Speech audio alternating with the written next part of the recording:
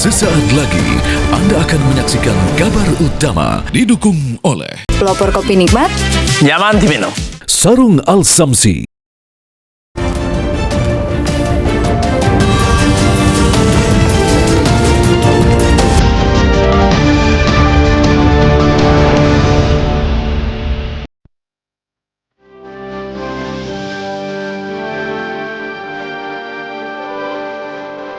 Korban kebakaran Glodok Plaza kembali ditemukan sore hari tadi. Satu kantung jenazah dibawa ke Rumah Sakit Polri Kramat Jati untuk diidentifikasi.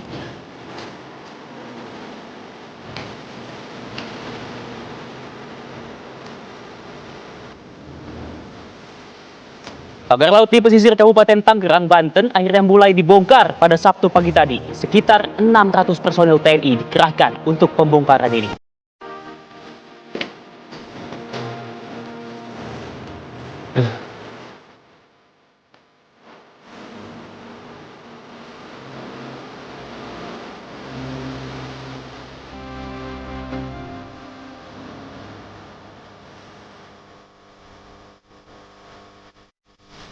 Selamat malam pemirsa, apa kabar Anda hari ini? Semoga dalam keadaan baik. Senang sekali kabar utama bisa kembali hadir menemani malam akhir pekan Anda. Selain dua informasi utama tadi, kami juga akan menghadirkan sejumlah informasi menarik lainnya. Bersama saya Dar Fasal, langsung saja kita mulai kabar utama pekan ini.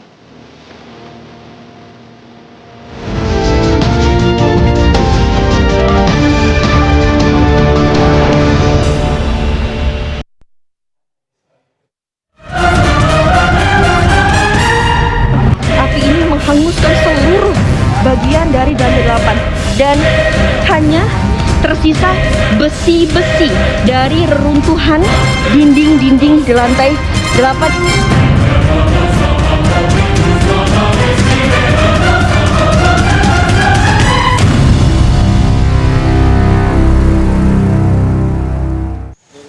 Pemirsa, proses evakuasi dan pencarian korban kebakaran Gedung Glodok sempat dihentikan sementara lantaran pihak pemadam kebakaran Provinsi Jakarta menunggu konfirmasi dan menyerahkan proses penyisiran serta pembersihan kepada pihak pengelola Gedung Glodok Plaza, Jakarta Barat.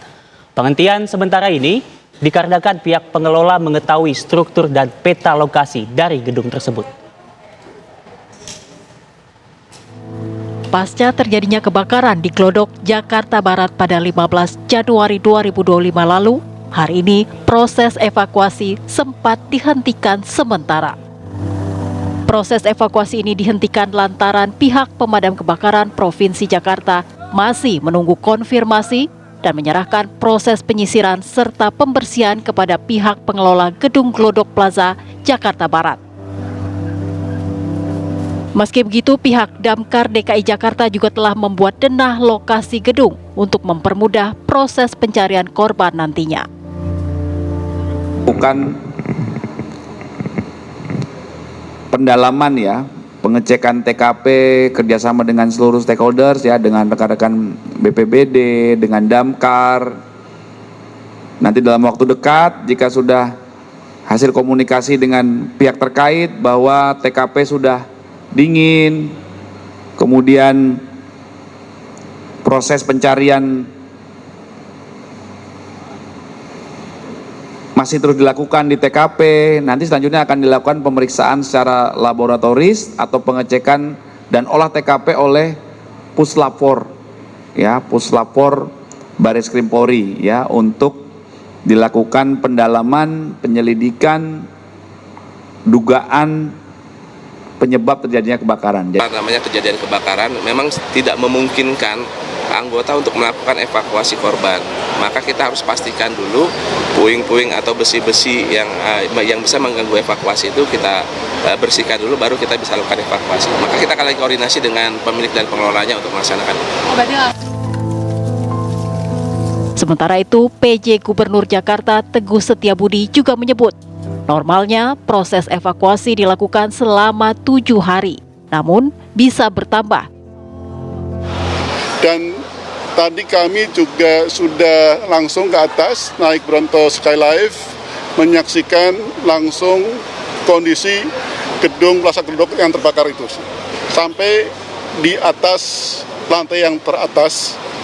Kita sungguh prihatin karena kebakarannya tersebut sungguh sepertinya hebat sekali, dalam artian besar, sampai kemudian atap gedung bagian atas itu runtuh. Saat ini RS Polri masih melakukan proses identifikasi terhadap jenazah korban kebakaran Plaza Glodok. Dari total 14 nama yang masuk dalam laporan orang hilang, sudah ada 7 kantong jenazah yang tiba di RS Polri untuk dilakukan identifikasi. Korban meninggal ditemukan di pojokan lantai 8 dan juga di tangga darurat lantai 7 saat dievakuasi oleh petugas gabungan Gul Karmat. Dari Jakarta, tim TV One mengabarkan. Korban kebakaran gedung Glodok Plaza kembali ditemukan sore hari ini. 1 kantung jenazah dibawa ke Rumah Sakit Polri Kramat Jati. Tim petugas gabungan melanjutkan kembali pencarian korban hilang usai sebelumnya evakuasi sempat dihentikan sementara. Tim gabungan yakni dari pihak kepolisian, BPBD DKI Jakarta, petugas damkar, PMI, Basarnas melakukan penyusuran korban di lokasi pada Sabtu pukul 2 siang. Evakuasi korban sempat dihentikan sementara lantaran pihak damkar menunggu konfirmasi dari pihak pengelola gedung Glodok Plaza, Jakarta Barat. Sejauh ini sudah ada 8 kantung jenazah korban kebakaran gedung Glodok Plaza yang telah dibawa ke Rumah Sakit Polri Kramat Jati, Jakarta Timur untuk diidentifikasi.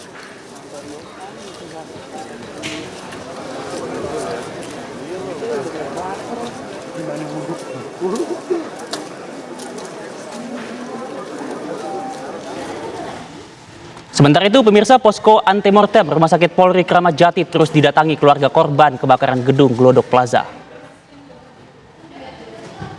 Riyadi, pemuda yang diduga menjadi kerabat dari korban kebakaran Glodok atas nama Dian, mendatangi tim DVI Rumah Sakit Polri untuk mengidentifikasi korban yang menjadi kerabatnya. Riyadi datang pada jam 13:30 waktu Indonesia Barat bersama rekannya dan langsung masuk ke ruangan DVI Rumah Sakit Polri. Ia melakukan proses identifikasi selama sekitar 2 jam sebelum akhirnya keluar dan meninggalkan Rumah Sakit Polri. Riyad mengatakan bahwa tidak ada pengambilan sampel DNA saat di dalam gedung DVI, namun ia diwawancara. Riyadi merupakan anggota keluarga ke-13 yang mendatangi Rumah Sakit Polri untuk melakukan identifikasi atas laporan orang hilang bernama Dian.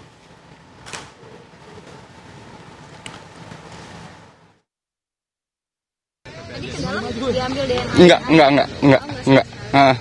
Cuma laporan aja. Ini kan belum tentu juga gitu loh. Kalau Mas siapanya Mbak Dian? Saya kerabatnya yang diutus keluarganya. Oh, bukan kandung? Ya, masih ada saudara. Oke, tadi periksa apa aja Pak Mas di dalam? Cuma enggak diperiksa sih, cuma itu aja. Cuma diwawancara aja. Ada pengambilan sampel? Enggak ada. Deh ya, Mbak, saya ditunggu soalnya. Terima kasih ya. Lalu apa perkembangan terbaru dari pasca kebakaran di gedung Glodok Plaza dan kondisi terkini dari identifikasi korban di Rumah Sakit Polri akan disampaikan 2 rekan kami, Leo Chandra dan juga Iman Fajar. Terlebih dahulu kita akan ke Leo. Selamat malam Leo, bagaimana? Silakan laporan Anda.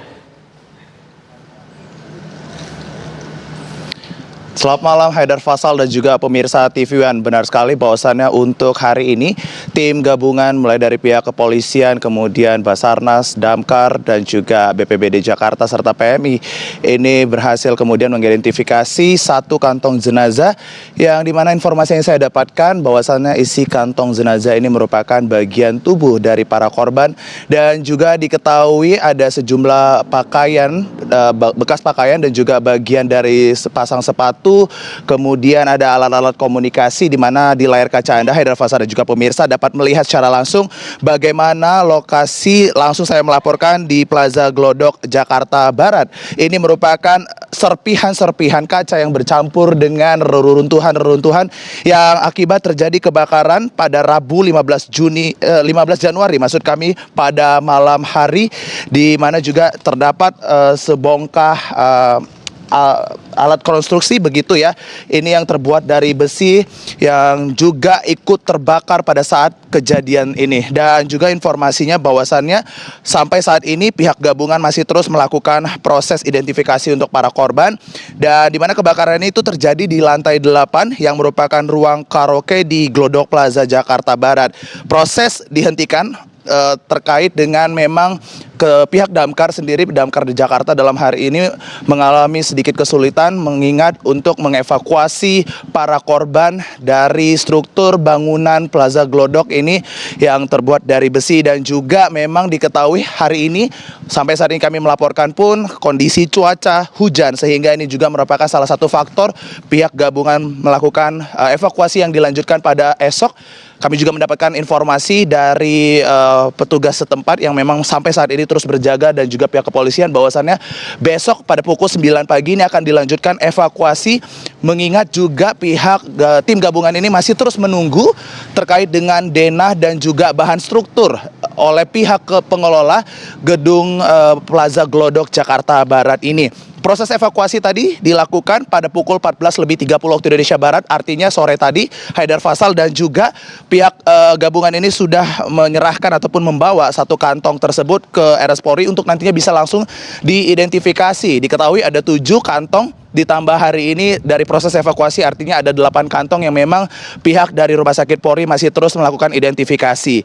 Dan juga informasinya pihak damkar DKI Jakarta dalam hal ini juga sudah melakukan pemetaan dari lantai 7, kemudian lantai 8 dan juga lantai 9 untuk nantinya dapat mempermudah proses evakuasi yang balik lagi saya bilang bahwasannya pihak damkar masih terus menunggu terkait dengan denah dari pihak pengelola gedung Plaza Glodok. Dan juga tim dokter forensik juga masih terus melakukan upaya mengidentifikasi. Diketahui akibat kebakaran yang terjadi pada Rabu malam ini ada sebanyak 14 orang yang dinyatakan hilang.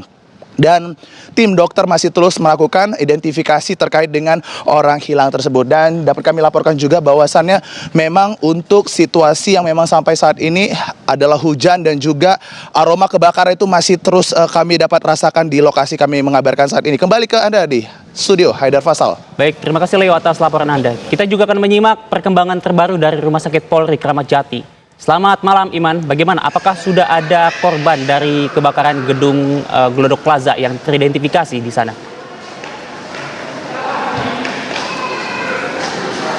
Ya, selamat malam Fatsal dan juga pemirsa. Hari ini Rumah Sakit Polri Kramat Jati ini kembali menerima satu kantung jenazah lagi yang tiba dari Glodok Plaza Jakarta Barat pada tadi sore sekitar pukul 17.10 waktu Indonesia Barat, yang langsung dibawa mobil ambulan ke tempat kami melaporkan saat ini, ke ruang instalasi forensik. Dan dengan ini total Rumah Sakit Polri Kramat Jati telah menerima 8 kantung jenazah dari 3 hari pencarian dari 3 hari belakangan ini. Pertama pada tanggal 16 Januari lalu ada 3 kantong jenazah yang diterima, kemudian kemarin tanggal 17 Januari ada 4 kantong jenazah, dan hari ini 18 Januari ada 1 kantong jenazah, dengan total RS Polri Kramat Jati menerima 8 kantong jenazah. Dan untuk jenazah-jenazah yang diterima oleh RS Polri Kramat Jati ini sudah menjalani pemeriksaan fisik awal, namun untuk pemeriksaan lanjutan seperti sidik jari ini tidak berhasil dilakukan karena kondisi jenazah yang diterima ini cukup memprihatinkan. Oleh karena itu, tim DVI RS Polri Kramat Jati akan melakukan pemeriksaan gigi dan DNA dari jenazah-jenazah yang telah ditemukan dari puing-puing kebakaran di Glodok Plaza Jakarta Barat. Dan proses identifikasi jenazah ini akan membutuhkan perbandingan data antemortem dan postmortem. Data antemortem seperti catatan DNA juga masih ditunggu oleh pihak DVI RS Polri Kramat Jati untuk dilengkapi. Dan sejauh ini sudah ada 13 orang anggota keluarga dari korban yang telah melapor kepada tim DVI RS Polri Kramat Jati, dan ke-13 orang ini juga masih dilengkapi data-datanya seperti tes DNA. Polisi juga masih menunggu laporan-laporan lainnya dari masyarakat ataupun juga keluarga korban untuk kemudian bisa menjadi data antemortem untuk kemudian dicocokkan dengan temuan-temuan jenazah yang ada di Glodok Plaza Jakarta Barat. Dan pihak DVI juga menyampaikan bahwa kondisi jenazah yang sulit diidentifikasi ini menjadi tantangan tersendiri sehingga waktu untuk mendapatkan hasil yang akurat ini diperkirakan akan cukup lama. Terlebih untuk pemeriksaan DNA sendiri ini diperkirakan akan berlangsung sekitar 1 hingga 2 minggu. Dan untuk malam ini posko postmortem ini ataupun posko antemortem telah ditutup, namun akan kembali dibuka kembali pada besok pagi. Tentunya polisi juga masih menunggu laporan dari keluarga korban yang merasa kehilangan anggota keluarganya pada kebakaran di Glodok Plaza yang terjadi pada 15 Januari lalu. Seperti itu laporan kami dari LS Polri. Fasal, kita kembalikan ke studio. Baik, terima kasih Iman atas laporan Anda. Sebelum juga ada Leo mengabarkan langsung dari lokasi kebakaran. Selamat bertugas kembali rekan-rekan. Pemirsa, kebakaran di Glodok Plaza hingga kini telah menewaskan 8 orang dan belasan orang masih dalam pencarian. Pengamat tata kota dari Universitas Indonesia, Hendrikus Andi Simarmata, menyoroti tentang pentingnya investigasi mendalam untuk menjawab mengapa kebakaran ini menyebabkan banyak sekali korban jiwa. Apakah karena fasilitas dan infrastruktur gedung dan tidak berjalan semestinya, atau adanya indikasi kesalahan building management yang tidak melakukan tata kelola gedung dengan tepat? Dan berikut pernyataan pengamat tata kota dari Universitas Indonesia, Hendrikus Andi Simarmata dalam program Kabar Petang. Lihat dari peristiwa kebakaran sampai dia padam, dia berapa lama padamnya, itu yang perlu jadi pembelajaran gitu ya. Jadi kalau menurut saya yang penting yang harus segera ditunggu dari investigasi ini adalah infrastrukturnya apakah bekerja, fasilitas yang ada apakah bekerja. Jadi bukan hanya ada tapi bekerja, dan kemudian apakah building management di sana orang-orangnya sudah terlatih untuk ketika ada emergency situation seperti ini. Nah, itu yang hanya bisa dilakukan ketika investigasi, dilakukan wawancara, ditanya, dan laporan-laporan bahwa ada berkala building audit itu juga menjadi kunci untuk mengetahui apakah layak atau tidaknya satu bangunan di dalam satu kota itu terjadi. Biasanya kita ada namanya SLF, sertifikat layak fungsi, itu yang nanti bisa dicek. Nah, dari situ kemudian ada catatan-catatan apakah ada yang kurang atau enggak. Memang dugaan-dugaan bisa banyak, tapi menurut saya framework itu yang harus dipakai ya. Nah, tadi saya ingin melanjutkan bahwa kemampuan bangunan untuk bisa mengamankan dirinya itu harus menjadi kewajiban. Karena ini menyangkut ratusan orang, bahkan kalau bangunan bertingkat gitu ya. Makanya di situ enforcement dari pemerintah daerah itu menjadi penting. Selain itu juga adalah pengawasan rutin nih dari tim bangunan gedung ini supaya tidak terjadi sesuatu. Anda kembali menyaksikan Kabar Utama. Pemirsa, sebuah minibus terbakar dekat stasiun pengisian bahan bakar di Kecamatan Kota Mobagu Timur, Sulawesi Utara. Berdasarkan rekaman video yang ada, mobil ini mengalami kebakaran sesaat setelah mobil tersebut selesai mengisi BBM. 3 unit pemadam kebakaran dikerahkan untuk memadamkan api. Namun, petugas kebakaran kesulitan untuk memadamkan api karena banyaknya galon berisi BBM jenis Pertalite berada di dalam mobil. Hingga saat ini, dugaan sementara kebakaran terjadi akibat korsleting dari bagian mesin minibus.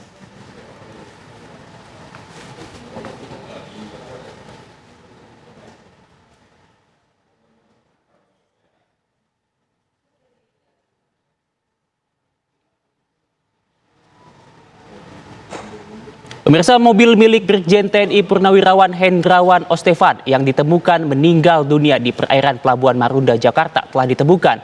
Mobil jenis sedan tersebut ditemukan tidak jauh dari lokasi penemuan jasad Hendrawan sekitar pukul 10 pagi tadi.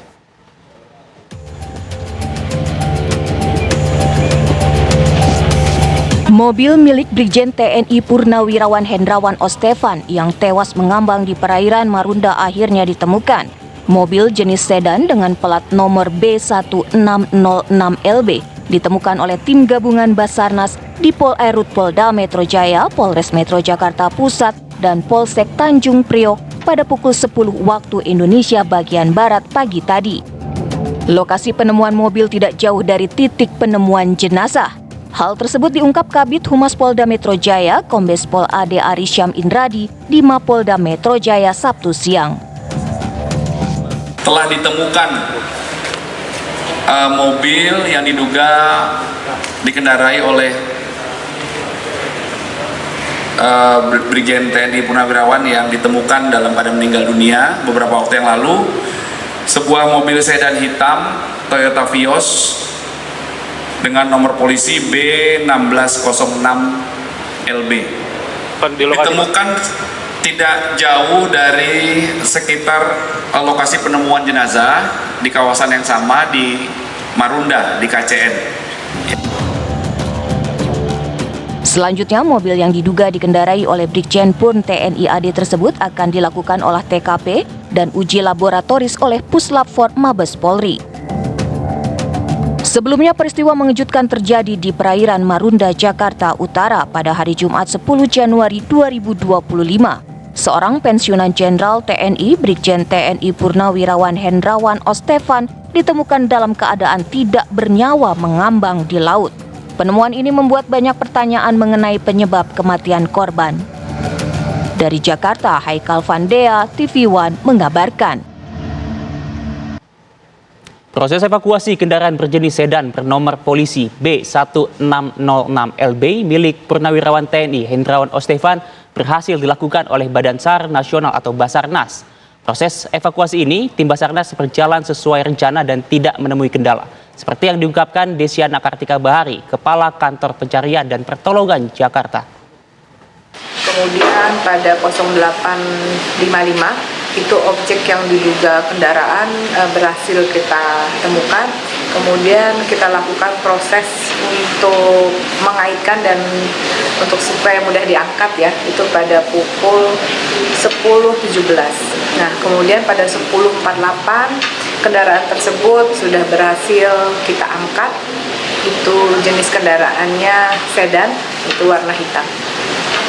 Ya, pada saat proses evakuasi kendala alhamdulillah tidak ada ya. Itu kan dari mulai jam 6 kami persiapan sampai dengan mulai turun penyelaman itu pukul 8.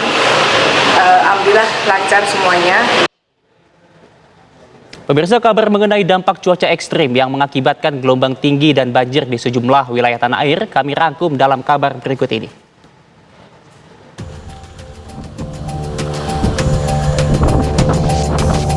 Gelombang air pasang yang cukup tinggi terjadi di Desa Kuala Selat, Kecamatan Kateman, Kabupaten Indragiri Hilir, Provinsi Riau. 5 rumah rusak dihantam gelombang dan angin kencang. Kepala Desa Kuala Selat, Nurjaya, mengungkapkan setiap tahunnya pada musim angin utara, sejumlah rumah rusak akibat gelombang tinggi di kawasan tersebut.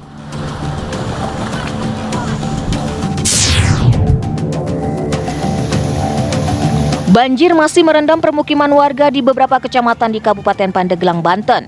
Seperti di Kampung Cilamis, Desa Sukasaba, Kecamatan Munjul ini.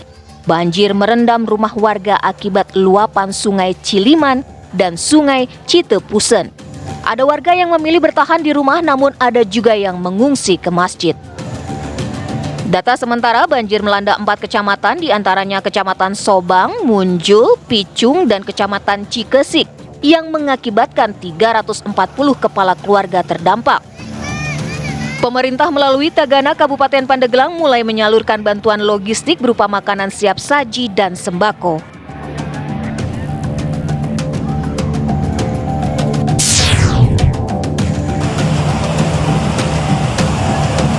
Banyak kendaraan rusak terendam terbawa arus hingga tertimpa tembok yang roboh oleh terjangan banjir di Kelurahan Wailunik, Kecamatan Panjang, Bandar Lampung, Lampung pada Jumat sore. Ketinggian air lebih dari 1 meter merendam rumah, komplek pergudangan pabrik hingga jalan raya. Sabtu pagi, warga dan pemerintah kota Bandar Lampung mulai membersihkan material sisa banjir. Tim TV One mengabarkan. Pemirsa, nelayan dan warga Kabupaten Tangerang, Banten membongkar dan membakar pagar laut di perairan Laut Tangerang.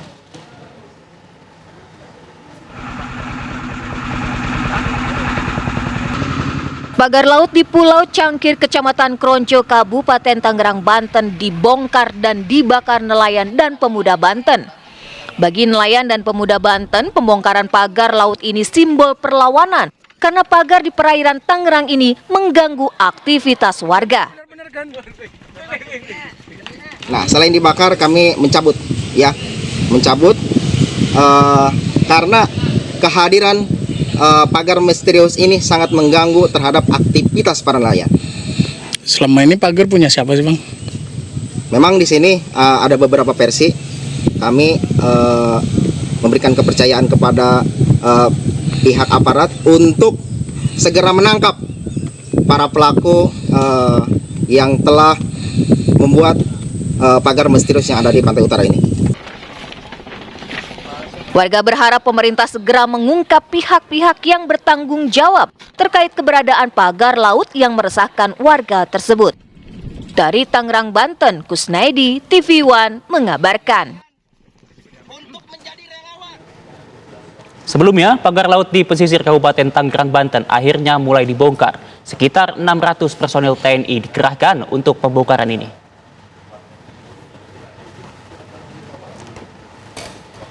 Pagar laut di pesisir Kabupaten Tangerang, Banten dibongkar pada Sabtu pagi tadi. Pembongkaran pagar laut ini mengerahkan 600 personil TNI. Ratusan nelayan pun turut membantu pembongkaran pagar laut usai mencari ikan. Personil TNI dan nelayan bersama-sama membongkar pagar laut ini. Rencananya, pembongkaran pagar laut misterius panjang 30,16 km di Kabupaten Tangerang, Banten akan dilakukan secara bertahap. Komandan Pangkalan Utama Angkatan Laut atau Danlan Tamal 3 Jakarta, Brigjen Marinir Hari Indarto yang memimpin pembongkaran menargetkan untuk bisa membongkar pagar sepanjang 2 km. Ya, ini kurang lebih nanti target kita adalah 1 sampai 2 kilo, Mbak. Seperti yang saya sampaikan tadi, beberapa patok yang mungkin sudah lama tertancap itu agak mengalami kesulitan kita, tapi kalau yang baru-baru dengan cepat kita akan bisa robohkan. Kita bergerak ini sekarang tergantung dengan cuaca juga, Mbak. Jadi kami juga sudah mengerahkan 2 takbut, Mbak. Ini yang punya kekuatan besar, sebenarnya kalau bisa kita manfaatkan di sini akan lebih cepat menyelesaikan.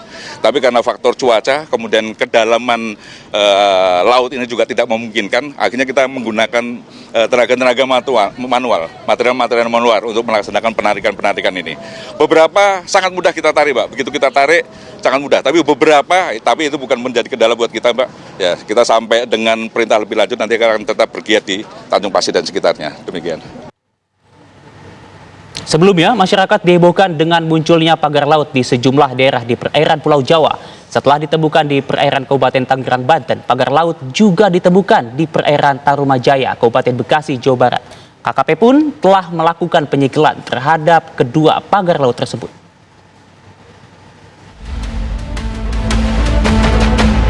Pagar laut sepanjang 30 km terbentang dari Desa Muncung hingga Paku Haji diketahui dibangun tanpa mendapatkan izin dari pemerintah pusat dan daerah.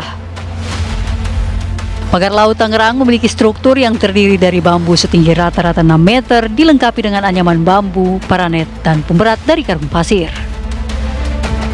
Tim dari Kementerian Kelautan dan Perikanan telah mengecek langsung lokasi pagar laut misterius di perairan Tangerang, Banten. Kementerian Kelautan dan Perikanan telah mengultimatum pihak yang bertanggung jawab atas pagar laut di Kabupaten Tangerang, Banten untuk membongkarnya dalam kurun waktu 20 hari. KKP telah melakukan penyegelan karena kegiatan pagar laut tidak berizin dan melanggar ketentuan. Jika tidak, maka akan dibongkar paksa oleh pemerintah. Selain itu, Kementerian Kelautan dan Perikanan juga telah menyegel pagar laut dari bambu di perairan Tarumajaya, Kabupaten Bekasi, Jawa Barat. Pagar itu disegel karena tidak memiliki izin persetujuan kesesuaian kegiatan pemanfaatan ruang laut. Setelah pagar laut disegel, para nelayan pesisir utara Bekasi berharap pemerintah segera menyetop semua kegiatan pemagaran laut karena menyulitkan nelayan mencari ikan. Penyegelan ditandai dengan pemasangan 2 spanduk bertuliskan penghentian kegiatan pemagaran laut tanpa izin di tiang bambu yang sudah menancap. Tim TV One mengabarkan. Kita ke kabar lain, pemirsa, diterbitkannya Peraturan Gubernur Nomor 2 Tahun 2025 tentang tata cara pemberian izin perkawinan dan perceraian menuai polemik lantaran dianggap mengizinkan pegawai ASN Pemprov Jakarta untuk berpoligami. Namun, penjabat Gubernur DKI Jakarta, Teguh Setiabudi, membantahnya karena pergub tersebut bukan untuk berpoligami, tetapi untuk melindungi keluarga ASN.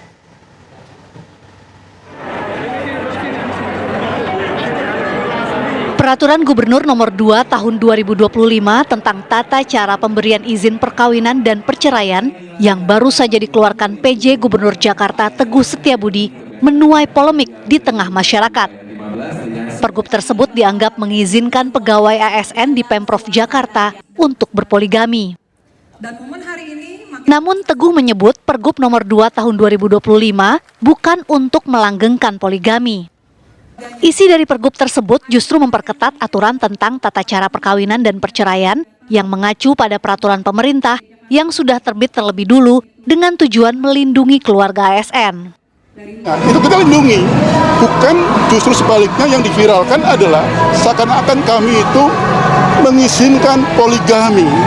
Itu sama sekali tidak ada dalam semangat kami. Semangat kami adalah melindungi.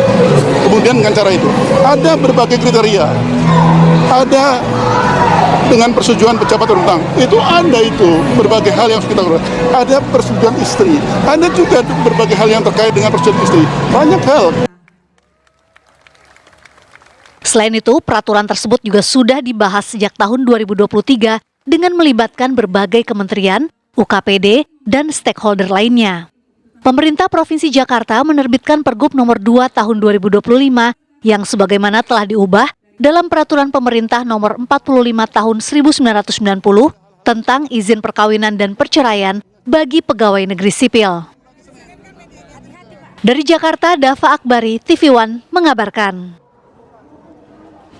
Anda kembali menyaksikan kabar utama. Pemirsa, 2 orang pelaku penjarahan truk bermuatan daging sapi beku di Jalan Lintas Timur Sumatera, Kabupaten Muaro Jambi ditangkap polisi. Aksi para pelaku menjarah daging beku dari dalam truk sempat terekam kamera amatir warga yang sedang melintas. Dijarah bos, dijarah mobil dijarah. Kami mau dibacok. Mobil truk yang mengangkut 21 ton daging beku mengalami kecelakaan tunggal terperosok ke dalam parit di Jalan Lintas Timur, kilometer 58, Desa Sukoawin Jaya, Kecamatan Sekernan, Kabupaten Muaro Jambi, pada 6 Januari 2025 lalu dijarah oleh sejumlah orang. Dalam rekaman video amatir yang sempat viral, tampak para pelaku menjarah dus berisikan daging beku dari dalam truk. Dijarah mobil dijarah. Kami mau dibacok itu. Tim unit Reskrim Polsek Sekernan Resor Muaro Jambi kembali berhasil meringkuk 2 orang tersangka kasus penjarahan truk bermuatan 21 ton daging beku tersebut. Kedua tersangka berinisial DN 42 tahun dan SP 35 tahun berhasil diringkus tanpa perlawanan di kilometer 26 Desa Bukit Baling, Kecamatan Sekernan, Muaro Jambi. Yang kita amankan 2 terakhir telah kita tangkap dari Desa Bukit Baling kilometer 26 dengan inisial DM dan SP. Untuk tersangka lainnya 3 orang itu masih buronan, masih DPO. Sempat beredar bahwa daging beku dari truk yang dijarah merupakan bahan makanan untuk kepentingan program makan bergizi gratis. Namun ditegaskan Kapolsek Sekernan AKP Taroni Zebua bahwa daging sapi beku tersebut murni untuk kepentingan bisnis perdagangan, bukan untuk program makan bergizi gratis. Kami tegaskan dalam hal ini bukan program makan siang bergizi gratis dari pemerintah. Ini murni hanya kepentingan bisnis perdagangan antara PT Suri Nusantara Jaya dengan tujuan PT Suko Tritama Mandiri Jaya di kota Pekanbaru. Peristiwa penjarahan daging beku impor asal Australia ini terjadi pada 6 Januari 2025 lalu. Polisi telah menangkap 4 tersangka dari 7 tersangka, sementara 3 tersangka lainnya termasuk penadah masih dalam pengejaran. Dari Muaro Jambi, Bayu Alfarizi, TV One mengabarkan. Pencuri beraksi di sejumlah masjid yang berada di Bantul, Yogyakarta. Kali ini Masjid Suada Bauran Pleret menjadi sasarannya. Rekaman CCTV memperlihatkan saat pelaku mencuri uang amal. Kotak amal dibongkar lalu dikuras isinya oleh pelaku. Berdasarkan rekaman CCTV, pelaku ARP ditangkap. Pemuda usia 24 tahun tersebut tak hanya beraksi di Pleret, tetapi juga di Imogiri, Kretek, dan Banguntapan, Bantul.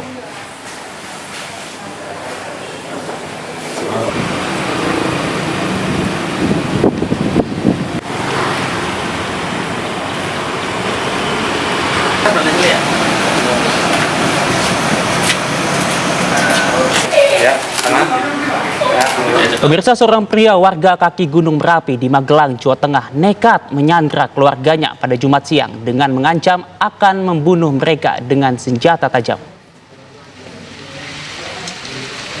Inilah video amatir pelaku menyandra keluarganya, yakni istri, 2 anak dan adik kandung perempuan serta 1 keponakannya di serambi masjid kampung di Dusun Gowok, Desa Polengan, Kecamatan Serumbung. Polisi yang tiba di lokasi langsung berupaya melakukan negosiasi terhadap pelaku SD. Proses negosiasi berlangsung alot dan dramatis. Setelah 3 jam lebih, pelaku akhirnya bersedia menyerahkan senjata tajamnya dan melepaskan para korban. Usai petugas menyanggupi permintaan pelaku untuk menghadirkan adik kandung laki-lakinya dan kepala desa setempat. Pelaku pun kemudian dibawa petugas ke Mapolresta Magelang untuk dimintai keterangan. Alhamdulillah.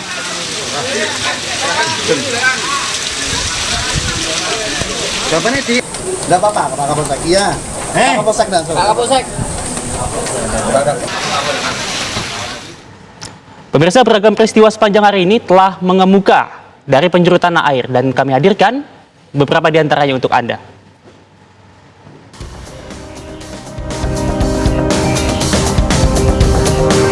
Gunung Ibu di Halmahera Barat, Maluku Utara berkali-kali mengalami erupsi dengan letusan debu vulkanis setinggi 700 meter di atas kawah. Data PVMBG, Pos Pengamatan Gunung Ibu, mencatat kegempaan fluktuatif terjadi cukup tinggi sekitar pukul 12 waktu Indonesia Timur. Telah terjadi 47 letusan, 1 kali guguran dan 70 kali embusan. Warga diimbau menjauhi radius 5 km dari kawah gunung. Pemerintah serta TNI Polri terus mengevakuasi warga dari 6 desa kawasan terdampak atau zona merah. Cuaca buruk, ombak tinggi dan angin kencang mengakibatkan 1 unit kapal pengangkut BBM jenis solar tenggelam di perairan Labuan Bajo, Manggarai Barat, Nusa Tenggara Timur. Tim SAR kemudian berhasil mengevakuasi 5 awak kapal dalam keadaan selamat. Kapal kayu Rahma dilaporkan mengangkut 5.000 liter solar dari Labuan Bajo ke PLTD Pulau Rinca. Dalam perjalanan dini hari tadi, gelombang tinggi membuat kemudi patah, kapal terbalik, dan seluruh muatan jatuh ke laut. Kini Syah Bandar mengimbau seluruh kapal di perairan Labuan Bajo untuk mewaspadai drum-drum BBM yang terapung. Pasar Comal di Pemalang, Jawa Tengah kini ditinggalkan pembeli dan pedagang gara-gara banyaknya tumpukan sampah. Sudah 3 bulan, sampah-sampah membukit, menyebarkan bau busuk menyengat, dan memicu banyaknya belatung serta kawanan lalat. Para pedagang mengaku sudah menyampaikan keluhan pada Pemkab Pemalang, namun tidak kunjung ada penanganan.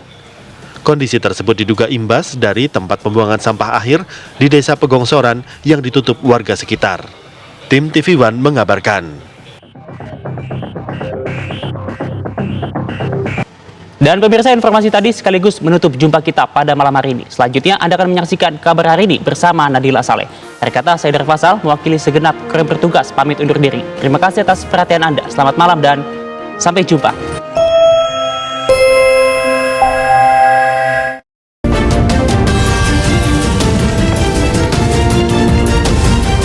Anda baru saja menyaksikan kabar utama didukung oleh pelopor kopi nikmat, nyaman diminum, Sarung Al Samsi.